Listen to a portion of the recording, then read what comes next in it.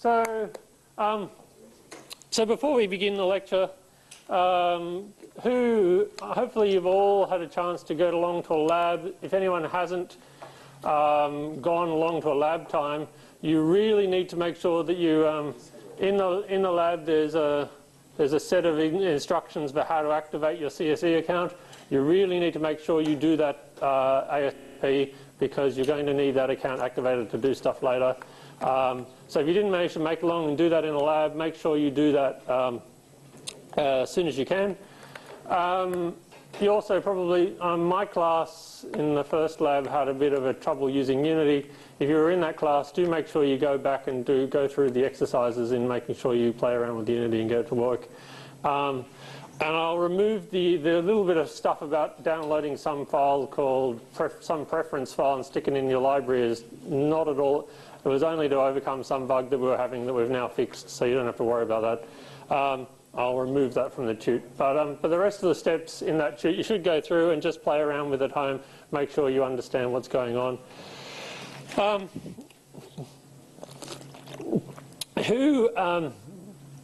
I'm interested, though, in doing the exercise with the playing cards. Who actually found that challenging to work out what they were meant to do when they were given, say, write down the steps for finding the smallest card? One person put his hand up and then has taken it down because it's too embarrassing. I know some people in my class found it a little bit hard to understand what I meant, in that they seemed to, I asked them how to give a set of instructions for finding the smallest card, and their response was, well, you look at all the cards and you pick the smallest one. And that's perfectly understandable, because that's how you or I would do that, right? But the problem is that a computer can't understand things at that high level, and so we need to go and break it down into really simpler steps. And so it's that discipline of procedural thinking or algorithmic problem solving, or whatever we want to call it, that's really important to develop in this class. So it's not necessarily a natural way of thinking. We do stuff. There's some really interesting cognitive psychology that says that we have two completely separate levels of understanding. We have procedural knowledge and we have declarative knowledge. And procedural knowledge is knowing how to do things, and declarative knowledge is knowing how to reason about things. And there are a lot of things that we know how to do that we don't know how we know how to do, or we don't know how we do them. So a lot of what we do in computer science is to actually look at these processes that we might do in some sense and say, okay, how is it that I'm finding the smallest card in this deck? And can I generalize this into an algorithm that I can give to somebody else, or a program that I can give to somebody else, so that they can follow that program step by step and come up with the smallest card, even if they don't know that that's what they're doing. So, cool. So yeah, this computer's showing weird pictures of the university to me for no apparent reason. Okay, that's just distracting. So that's the kind of the key skill to what we're going to be I'm going to try to teach you. It's not an easy skill to pick up, and it's not an easy thing to teach either. It's really going to be a matter of you doing a lot of the exercises and us working out how to get this, how you solve problems in this way. One of the most difficult problems that you're going to face is at the same time as trying to work out how to decompose a problem, you've also got to describe it in this weird computer language. And that's one of the biggest difficulties of first-year computer programming, because the computer language stuff is completely independent of the problem-solving stuff, but you've got to do both of them at the same time. So it's like learning to do philosophy in ancient Greek. So unfortunately, that's the state of the thing. If it was up to me, I'd do a first-year computer programming in which you didn't touch a single computer all session. You just solve problems in the way that you were solving problems in sorting cards, in order for you to get an idea of how you do that problem solving first. And then when you need to tell that to a computer, then you learn the language to express that to the computer. Unfortunately, most of you are probably too impatient to go through a subject like that and not be able to actually get the computer to do anything at the end of it. And so we never get a subject like that off the ground. But you know, so you've got a harder task in front of you, but it's a doable one, and hopefully we'll get you there. So today we're going to talk about object-oriented programming. This is one particular approach to programming. Basically, back in the bad old days, you did programming by just sort of telling the computer in a really unstructured way everything that you wanted it to do. And the programs that we wrote, while many of them worked, were really hard to actually understand what the hell they were doing. And you never wanted to actually look at anyone else's code because it was purely designed for the computer to understand, and maybe the programmer to understand if they have it all in their head or written lots of notes. But if you were someone else looking at that code, you never want to do it. So over the years, we've worked out ways of structuring our code, ways of taking apart these problems and making them more comprehensible, breaking them down into small parts and writing each of those parts individually and then making sure those parts fit together in a sensible way. And object-oriented programming is one of those approaches. It's a way of looking at the task of programming, breaking it down into bits so that each bit is an understandable chunk, and then those chunks can be put together in a way that's understandable, rather than taking an enormous problem and writing this enormous complicated solution all in one big mess. Right? So, like I said in the previous lectures, 50% of what we do in computer programming, or more than 50%, is writing code so that other people can understand it, and so that we can understand it. So computers can actually understand some pretty horrible code, and there are some lovely examples out there of code that is completely unreadable.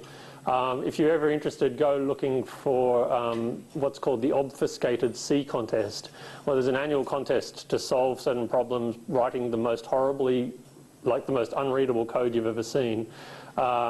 That's the deliberate end of the thing, is to write code that is hard to read.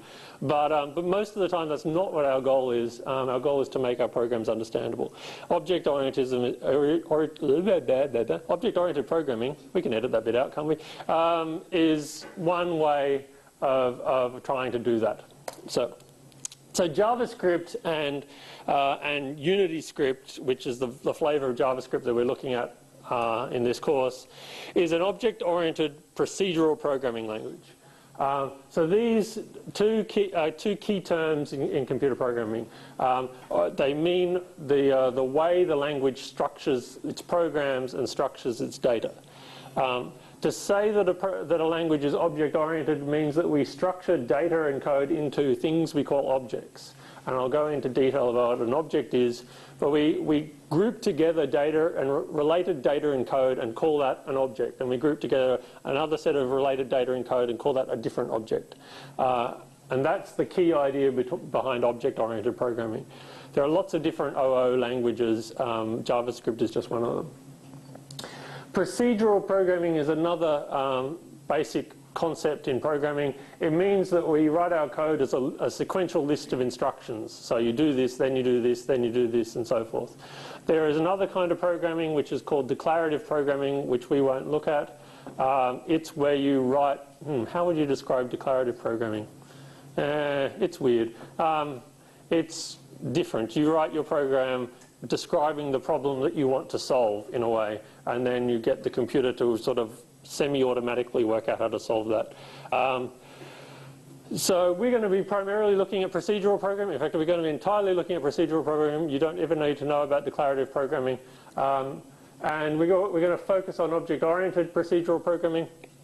There's a large class of languages which are object-oriented and procedural. So Java and C# and C++ and Objective-C and a whole bunch of languages are based around this paradigm. So if you learn, hopefully by learning this one, you'll find familiar concepts when you approach other languages which also work this way. Really, you don't know how to program. I always say you don't know how to program until you've learnt your sixth programming language, because there are a number of different fundamentally different ways of programming, and you need to realize that it's not just about learning one language or another language. It's about learning the core concepts behind the language. So we'll try to get some of that across, but you're never going to understand those core concepts until you've learnt another programming language and seen how the same ideas arise in a different kind of environment. But we'll get to that. Anyway, we're going to focus on object-oriented programming today, and then in Wednesday we're going to talk about what we mean by procedural programming. So OO programming is based around what we call objects. An object is a conceptual unit. It's a thing, a chunk in our code. It's a group of related data and code. So we have a bunch of properties that, or might call them properties or variables or fields, which are the relevant properties of a particular object. Then we have a bunch of code, which we might call methods or functions, which are the actions that we can take on that object. Now, it's all very vague, so we'll try to get into more concrete ideas as we go. But the idea is that we group together a bunch of data and a bunch of code that are all related in some fashion and call that a single object. And then other related data and code goes into another object. They're really the things that we think of in our program. And in Unity, they'll naturally be the objects in our scene and the components that we attach to those objects. They'll all be objects in a programming sense. So we'll get into more of that later. But first of all, we need to talk a little bit about what data is. So data is essentially, or data if you prefer, is essentially the information that the computer is processing. So we, in the bad old days, where did I put is this a whiteboard marker? Yes, good. So your computer's memory, to go into a little bit of detail. So your computer has a memory which is just like all these pigeonholes which can store information. And in each location, so each location is numbered, so this might be 0, 1, 2, 3, 4, 5, 6, 7, and so forth. And we number all the locations in the computer's memory, and we can store something here. So we want to remember my age, so we write down 30. What is it now? 36 in that box there. And then later on when I turn 37, we might grab this out and remove that piece of data and write 37 in that box and keep that around. Now, when I was a lad, well, no, actually, even before I was a lad, I'm not old enough to say that. But back in the early days, this is all we had. We had a whole bunch of numbered locations in memory. And all we wanted to do is, if we wanted to store my age in a program, we'd have to say, okay, I'm going to say location 0 in the computer's memory is going to contain my age. And location 1 in the computer's memory is going to contain some other number. And location 2 contains some other number. And we'd probably have to have a sheet of paper where we wrote all this down in order to remember what was stored where. And well, if somebody else wrote a program which used location 0 for a different use, well, then it's nuts to you because my 37 in there might be overridden by somebody else's number, which means something completely different. So this is obviously, I mean, the computer could understand this fine, but this is obviously a very human, unfriendly way of programming. And so we started developing ways of thinking about data in a much more human-friendly way. And the standard way that we adopted is to have what's called named variables, so that we can say, rather than saying location 37, we had the computer remembered a number which was, we created a label called age, and we just said that age is equal to 37, and the computer knew that age was stored here. So in some internal table in the computer, it said, okay, that's equal to location 0, but I didn't have to care about that. I didn't have to care that age was location 0. I just knew that I was storing something in a place that I'm calling age. And so then the computer could manage where these locations were, and if there were two programs with different names, it could assign them different locations automatically, and we didn't have to worry about this anymore. And nobody does this kind of programming unless they have to work at the barest base level of the computer. So the people who write the operating systems and everything that are really underlie our computers have to still work at this level. But once all that stuff's done, most ordinary programmers can completely ignore that. And so we won't go into any more details of computer architecture underlying. We've managed to find ways of forgetting about this. So a variable then is a named location in memory where we're storing something, and we don't care what that location is as long as that name will always give us whatever information is in that location. As well, same here, when we talked about putting all of these locations only contain numbers. From the computer's point of view, every location here just contains a number. Now, that gives us a problem when we want to store things that aren't numbers, like when we want to store my name. Okay. Now, my name, what the computer will do is convert my name into a list of numbers. So if we had Malcolm, let me see if I can even remember this. That would be, okay, so we start with, so that's the 13th letter, that's the first letter, that's the 12th letter, that's third, M and O, so that's the 15th, that's the 12th, and that's the 13th letter. And then for no apparent reason, we add 64 to all of those numbers, and so we get 77, 65, 76, etc., etc., etc. And this would be the way the computer encoded that information and stored it in its memory. Now, once again, we don't want to have to do this. Back in the bad old days, we had to actually do this in order to write computer programs. We don't do this anymore. We tell the computer, this is a name, this is a list of characters. You can store it in your memory however you want to store it. I don't care, as long as when you give it back to me, you give it back to me as a list of characters, and I can treat it as if it's a name, not a bunch of numbers. So the type is the information which tells the computer that this piece of data is a number, whereas this piece of data is the letter M. Right? So the type says, this is an integer, that's one type of number. This is a character, that's a different type of number. And so in our code, all our data has a type associated with it, which tells us what that data means. Because to the computer, it's all just data. The computer doesn't care. But to us, we need to know that this data over here is someone's name, this data over here is their age, this data over here is a 3D coordinate in the world, or whatever we're looking at. So the basic data types that we'll encounter in Unity, the sort of most three common types will be, there's the type called int, which is typically is a shortening of the name, but it represents an integer. And for those who don't remember their math, an integer is a whole number, either positive or negative. So 0, -2, 1024, they're all integers, right? So it has no decimal point, it has no fractional part. There's actually a limit on how big the integer can be, but I don't remember what it is, and in this particular case, and you'll probably never actually encounter it. It might be somewhere around 65,000, it might be somewhere around 4 billion. It depends on the computer you're using and the language. I imagine it's probably somewhere around 4 billion. So if you're dealing with numbers bigger than 4 billion, you might need to worry about whether or not they'll fit in an int, because an int basically sits in one location in memory, and if there's not enough room to fit a big number, then you've got a problem.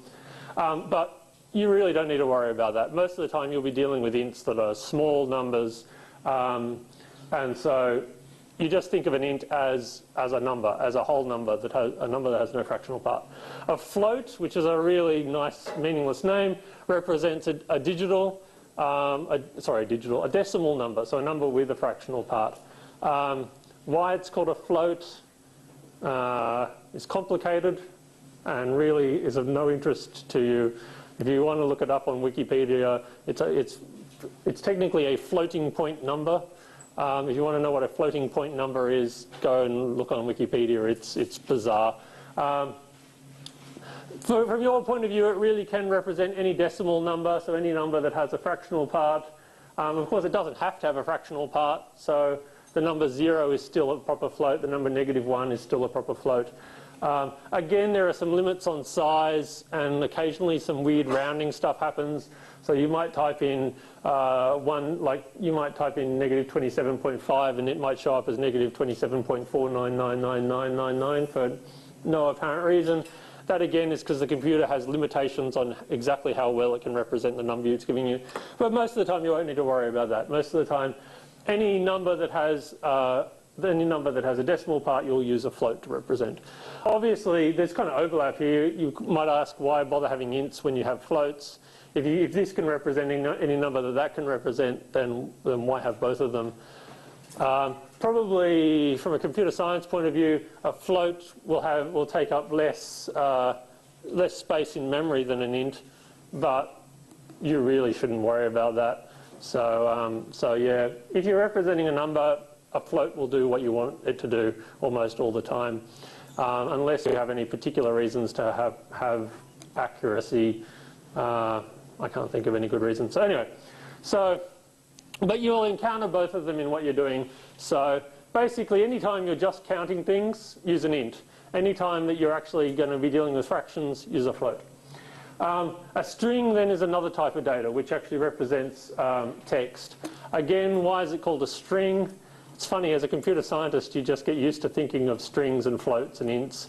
But when you start telling this to other people, you realize that they're really weird names.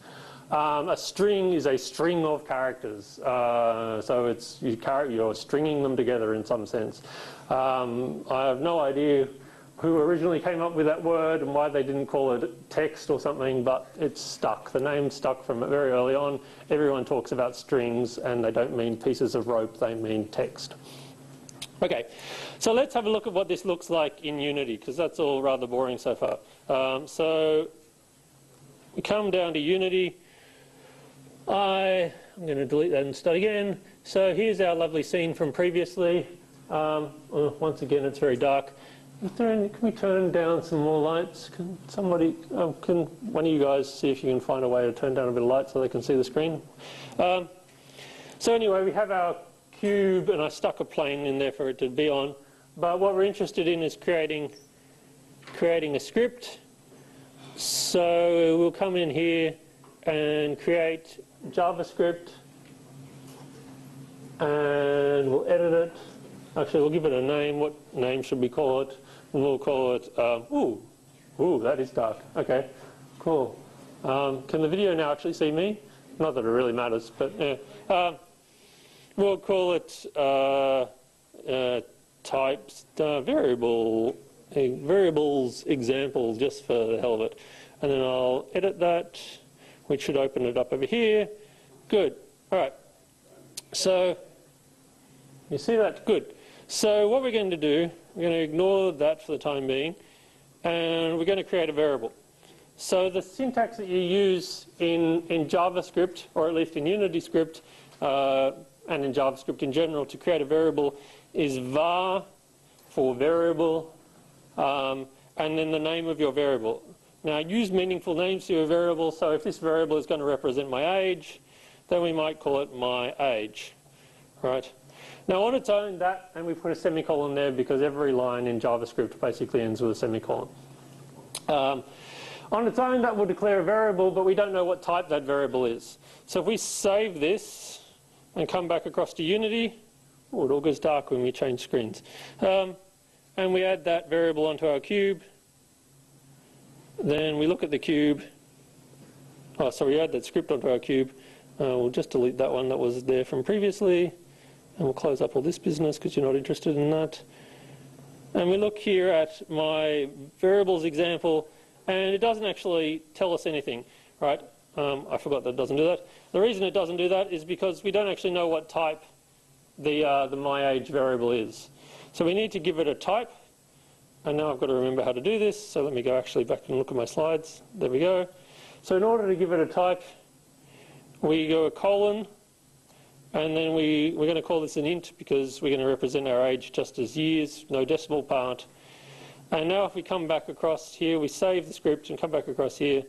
And if we zoom in over there for the people at home, here we can see that Unity has recognized that our script now has a field on it, or a property called my age. It's actually taken the variable name that we used before, wherever that was. Ooh, that's weird. Okay, we've taken the variable name that we had, my age, as one word, and it's converted it into put a space in there and capitalized it. But there's the variable that we just created. And because it knows it's an int, the default value for an int is 0. And so it's already set the value 0 there. And we can give these other values. We can give it the value 25 or 37 if we want. We can't, because it's an int, we can't set the value to 37.5. Let's see what happens if we try to do that. It'll just round it off to 37, right? So we can't set a value here. And if we try to set it to something other weird like Malcolm, it won't even let us type letters in there. Oh, yes, it will. Oh, let's just type A's. Why is it less? Oh, that's probably some weird hexadecimal thing. Don't worry about that. We can't type text in there because it's not a string. It doesn't. We're not meant to be allowed to put characters in there. Now, the reason why we can type A's in there is a bit weird, and I don't think I'll bother going into that.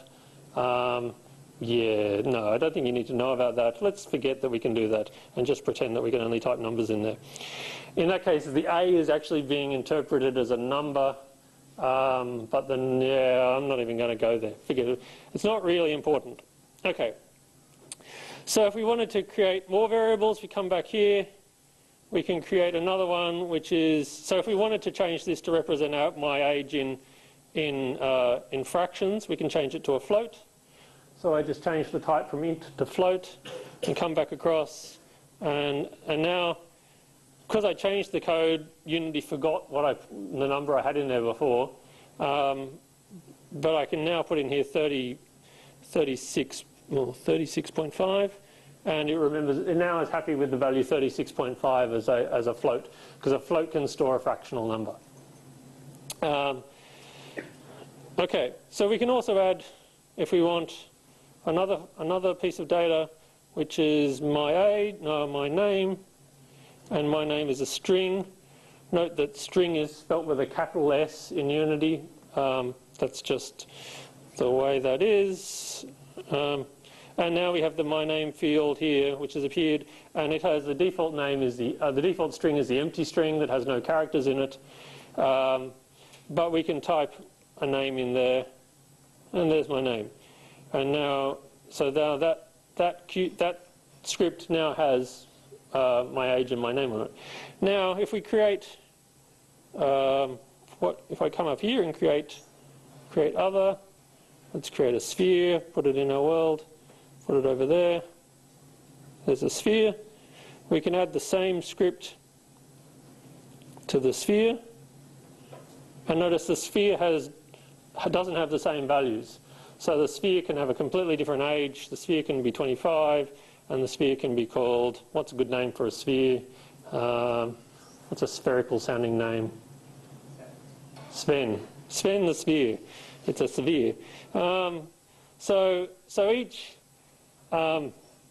each instance of the script has its own set of variables, and so this way we don't have to worry about if we were naming if we had to store things in particular locations in memory and have to say this was location whatever and this was location whatever, we'd have to worry about making sure that the sphere had different locations to the cube. But we don't have to worry about that. The computer handles all that automatically for us. We just assign those names to those variables, and the computer knows that the cube has one set of variables and uses one set of memory, and the sphere has another set of variables and has another set of memory. Yeah, whatever. So that's sort of the basic idea behind types.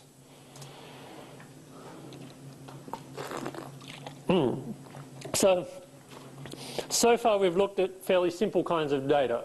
So a single number or a single decimal number, or a string, which is a slightly more complicated because it's actually a list of characters.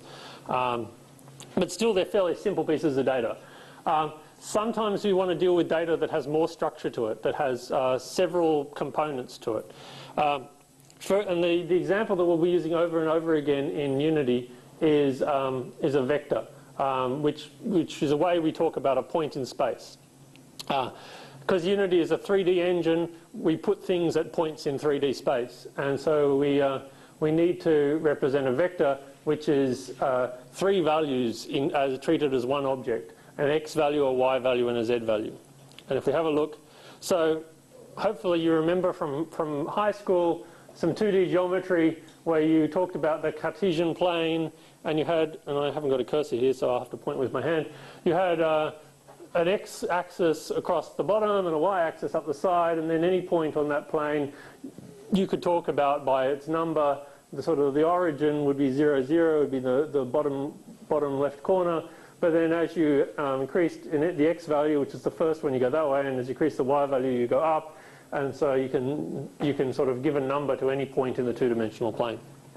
Hopefully that's not a new idea for you. You've all encountered that before. So 3D geometry is really the same concept, except we have another axis which goes into the page. So now we have X and Y like we had before, but now Z is our depth measure. And the color coding is the one that Unity uses. The X-axis is normally red, the Y-axis is normally green, and the Z-axis is normally blue. And one thing to note is that the way they're laid out, it's the left-hand rule, right? So the X-axis is that way, the Y-axis is, so X-axis is your thumb, Y-axis is your index finger, Z-axis is your middle finger, and so when you go, I don't know if the camera can see that, but when you hold up those three fingers pointing in different directions, that's the right way. If you have the right-hand rule, well, that's the wrong way around because they're pointing the wrong way. So it's left-hand rule. I don't know why it's chosen to be that way, but that's the way it is. That helps sometimes because I get a little bit confused sometimes which way things are going. So left-hand rule. And so we can name any point in 3D space by giving it 3 numbers. So the thing is, though, we don't want to talk about 3 numbers. We don't want to, every time we name a point, we don't want to have to say, here is its X value, here is its Y value, and here is its Z value. And we have to keep talking about those 3 values. And if we want to move an object, we have to say we move its X value and we change its Y value and we change its Z value. We want to be able to talk about that as a single object, a single unit that is just a thing. A point is just one thing rather than 3 individual numbers. And so we define a new type. And this type is called a vector 3, which represents such an object. It's a structured data type that has 3 properties, 3 fields, 3 pieces of data associated with it. An X value, a Y value, and a Z value. And so now, by defining that as a new type, we can start to use that in our programs, and we can talk about a single point as a unit in our program rather than talking about its X and Y and Z all the time. And so if we go back to Unity and we come to our code, we can say another variable here which is position, and that is a vector 3. All right. Now, vector 3 is a built-in type in Unity, so we can use it automatically in our code. And when we come back to Unity after saving that, if we come over here, we now see that a position field has appeared on our script.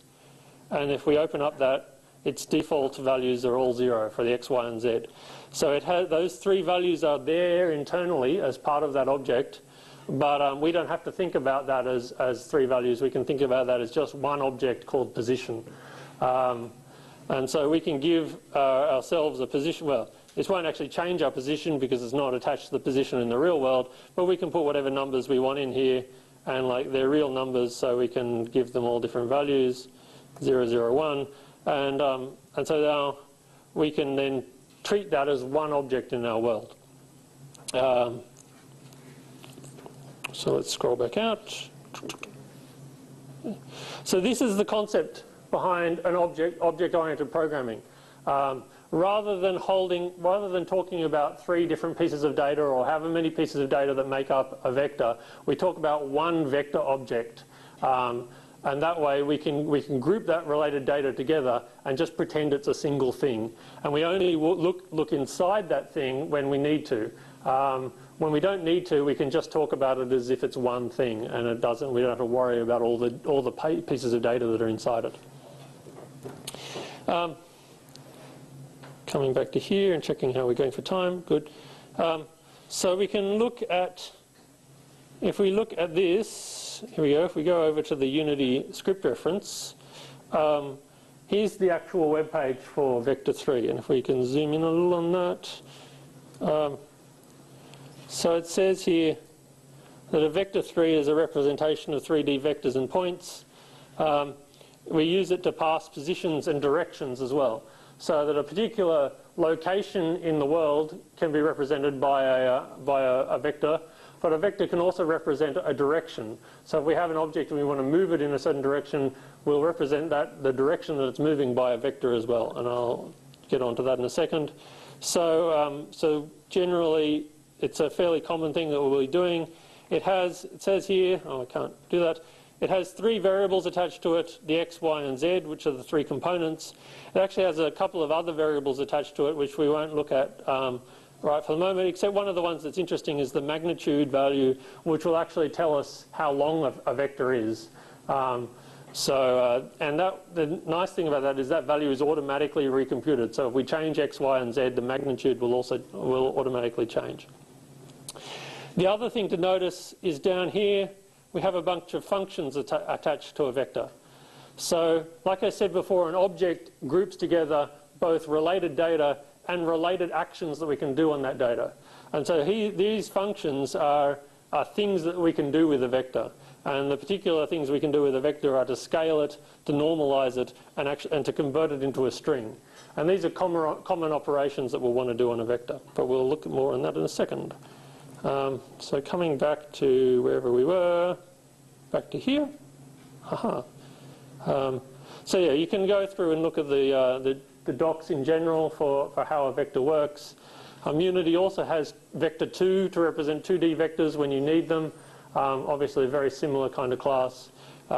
Most of the time though you'll be dealing with vector 3s because you'll want to be moving things around in the 3D world. So Unity, actually if we go, well, I won't go back for the moment, but if we go back and look through the script reference, we'll see that Unity defines a whole bunch of different objects, and they represent different aspects of our world. So some of them will represent fine-grained things like a point in space. Some of them will represent bigger, more complicated things like a light or a camera or a mesh. These are all just structured data that represent a whole bunch of numbers that are grouped together to mean a certain thing. When we talk about an object's type, another name for the type of an object is its class. And so often I'll refer to vector 3 as a class rather than as a type. They're both, really the two words more or less mean the same thing in this context. And a particular object that is a member of that type is called an instance of the class. So remember before we created, so each script we create actually creates a brand new class. So this variables example is a class. It's a class which has three pieces of data associated with it. That's my name, my age, and a position. So that now defines a class. But remember, when we added that script to the cube, we created an instance of that class, and that instance of that class has particular pieces of data in it. And when we added the class to the sphere, we created a different instance which has different data associated with it. So the class defines how the type works in general. The instances are then particular users of that class which have their own data and their own methods associated with them. So the important thing here to remember is that if you add the same script or the same class to different objects, each instance will have its own data. And in fact, we can come back to the cube and add another instance of that script to the cube. Now we've got two completely separate instances which can contain different data.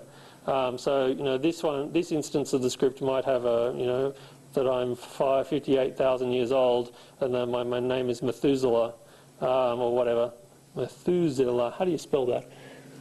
That's right, something like that. And that's fine. Those are two separate instances. They can each have their own data associated with them. So like I said, one particular set of values is an instance of the class. So this particular set of values is an instance of the class vector 3. Vector 3 is the class, it's the type, it defines what kinds of data is associated with an instance, but you have to have a particular instance that has the data attached to it.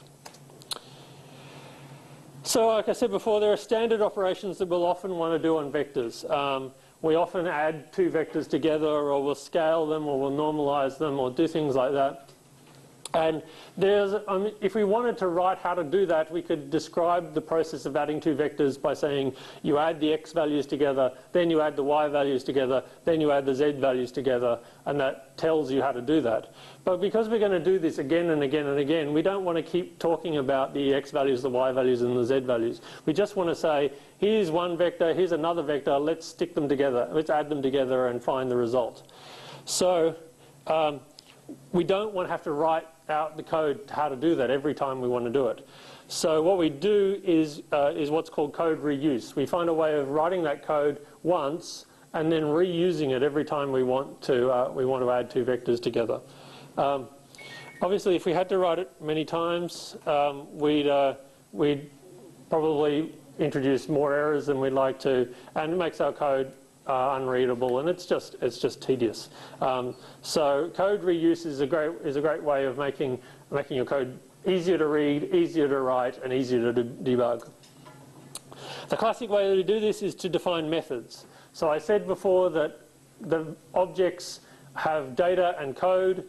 The fields or properties, they're the data that's associated with the object. The methods are the code that is associated with an object.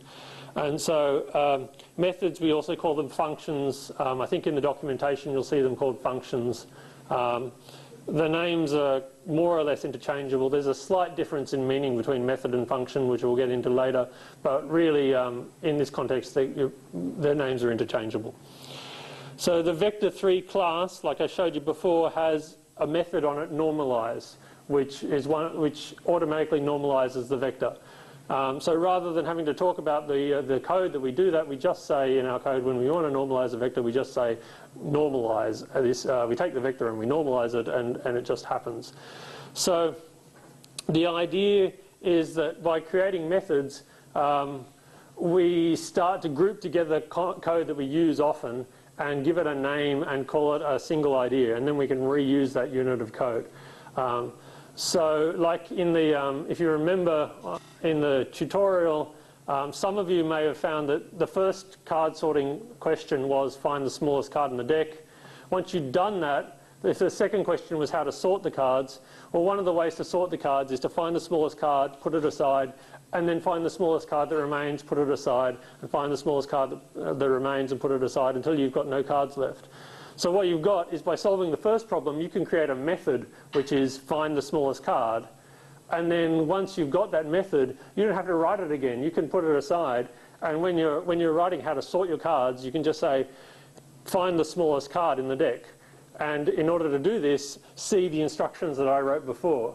And so then when the person's reading this set of instructions, they say, okay, how do I find the smallest card? I go back to the set of instructions you wrote before. I use them to find the smallest card. Then I return to the program that I was running before.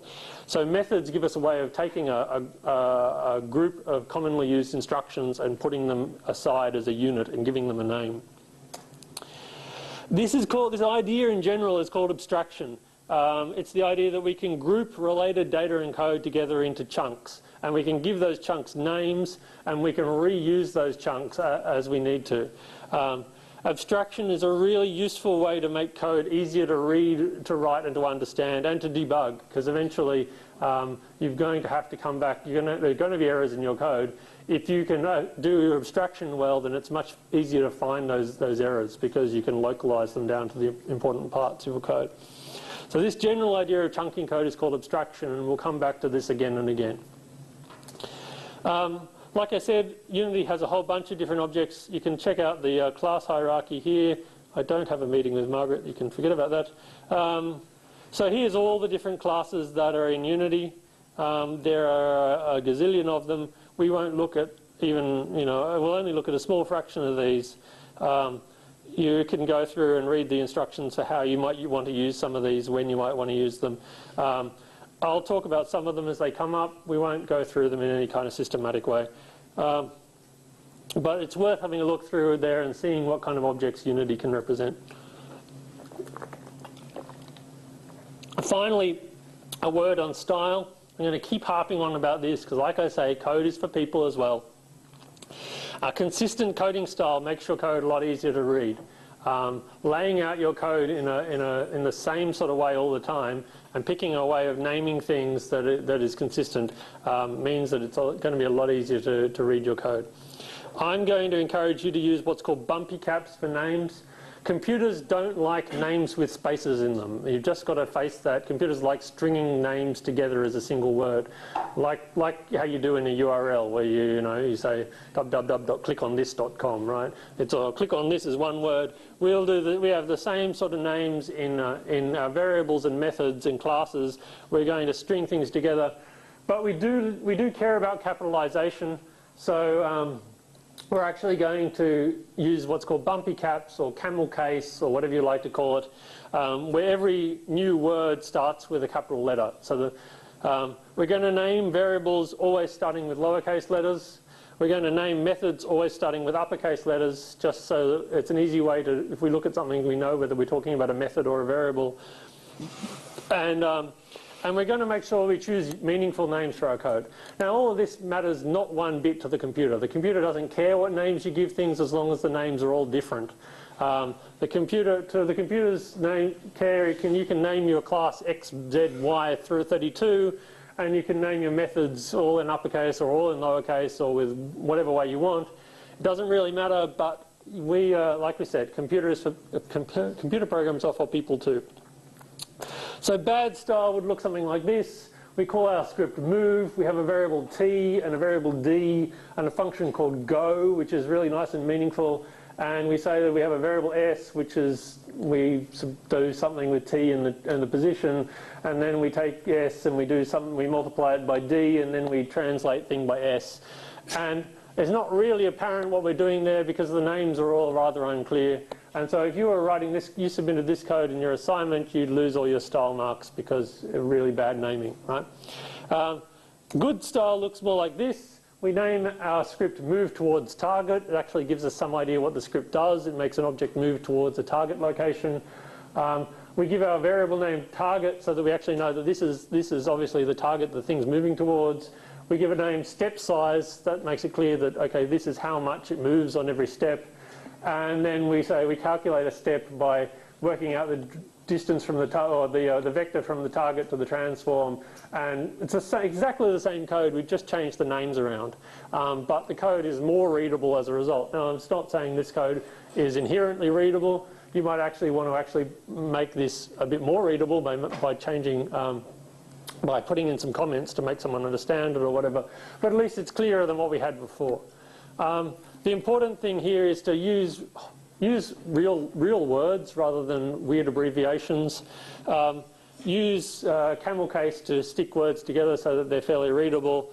And when we're talking about variables, a variable is normally a noun. It's normally a thing in your word. So use nouns to refer to them. When we're talking about functions or methods, they're normally verbs. They're normally actions. So use an action name to say what it does. And that helps make your code more readable. How are we going? I think it's almost time up. Yes, we're almost out of time. So that's really all I wanted to look at today. I don't think I have anything else to show. So yeah, in summary, summarize the basic idea of object-oriented programming is this idea that we can break our data down into chunks and treat those chunks of related data as a single object. And then we can look inside that object in the properties it has, the actions and the methods that it has associated with it. And Wednesday's lecture will look at the procedural programming, how we write a list of instructions to do stuff with those objects. All right. Thank you all for coming. See you later.